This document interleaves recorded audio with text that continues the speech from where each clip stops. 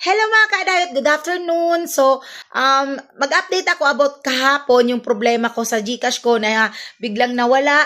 So, ngayon, magti-thank you muna ako kay JP. Ayan, JP, shoutout sa iyo. Maraming salamat dahil yung kanyang comment or kanyang advice, yun ang sinubukan ko at talagang gumana na talagang na okay na ang aking GCash.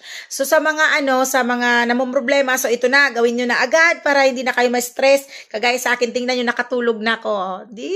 Ayan. Unang gawin nyo is pumunta kayo sa settings.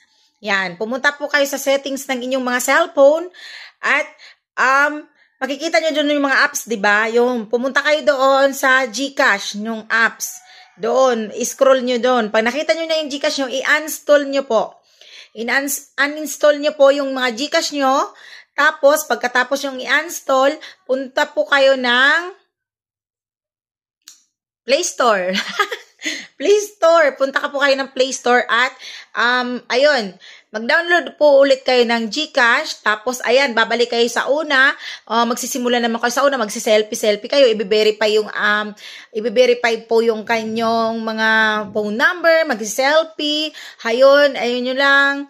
Yun lang. Tapos na. Naging okay na. Nakabalik. Walang nabawas sa pera ko kahit ni piso. So, okay na ang GCash ko. At yun lang po ang ginawa ko. Nag-uninstall. Tapos, nag-install ulit sa Play Store.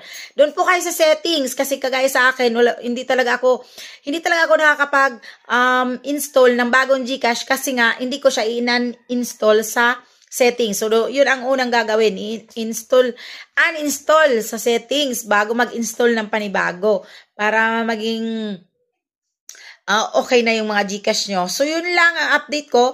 Maraming salamat sa mga nag-advise, sa mga nag-comment, sa mga na maraming sinubukan kong mga comments nyo. At ayun nga, maraming salamat. Hanggang sa muli, itong inyong ka-diet. Maraming salamat. God bless everyone. Bye!